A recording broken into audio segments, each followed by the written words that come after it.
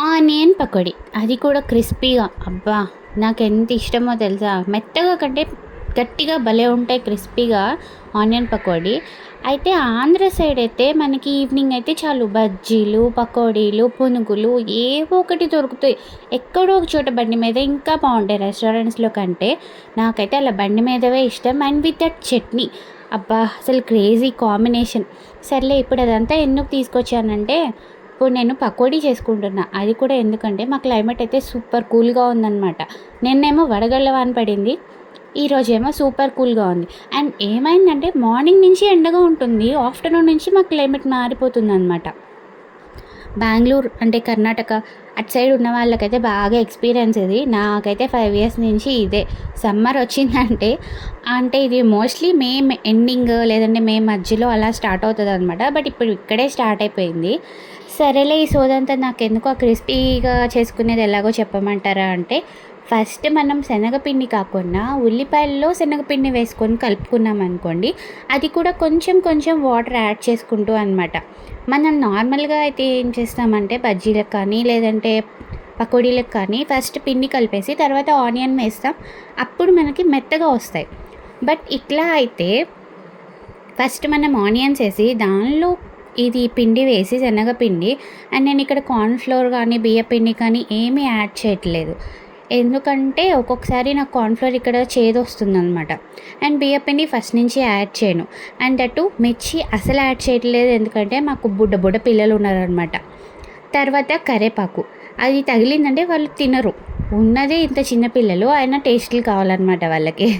So చేసేది ఎలాగో వాళ్ళ కోసమే కాబట్టి మంచిగా తినడానికి ఉండాలి కదా అన్నట్టు నేనేమీ యాడ్ చేయట్లేదనమాట. సో కొంచెం కొంచెం వాటర్ యాడ్ చేసుకుంటూ మనం ఇలా అంటే కొంచెం గట్టిగా కలుపుకోవాలి. లూజ్‌గా కలుపుకొని వేసుకున్నామంటే మనకి మళ్ళీ అవి లూజ్‌గా వచ్చేస్తాయి. సో మనకి క్రిస్పీగా కావాలనుకుంటే ఇలా కొంచెం గట్టిగా కలుపుకోవాలి. సో అది కలుపుకొని ప్యారలెల్‌గా పక్కన ఆయిల్ పెట్టేసుకున్నాననమాట.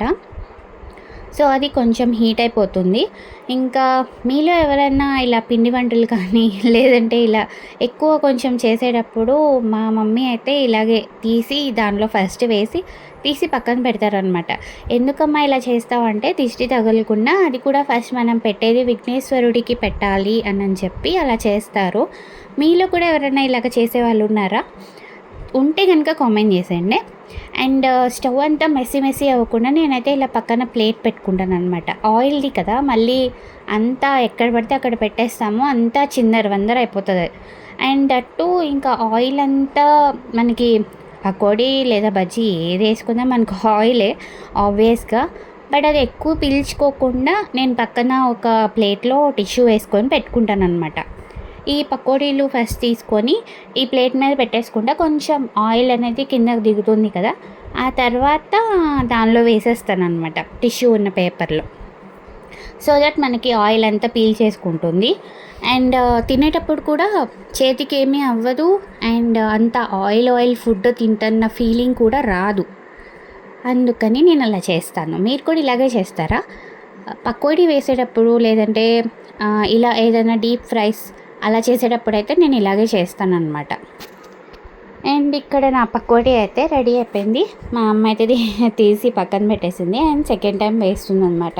మనం ఫస్ట్ టైం అంటే వేసినట్టు తినేస్తూ ఉంటాం. కాకపోతే వీడియో కోసమని ఇలా ప్లేట్‌లో కొంచెం సెపరేట్ చేసి పెడుతున్నామనమాట.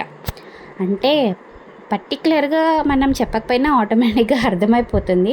అండ్ మీకో విషయం తెలుసా? పకోడీ ఎప్పుడైనా ఇలా సాస్‌తో నంచుకొని తిన్నారా?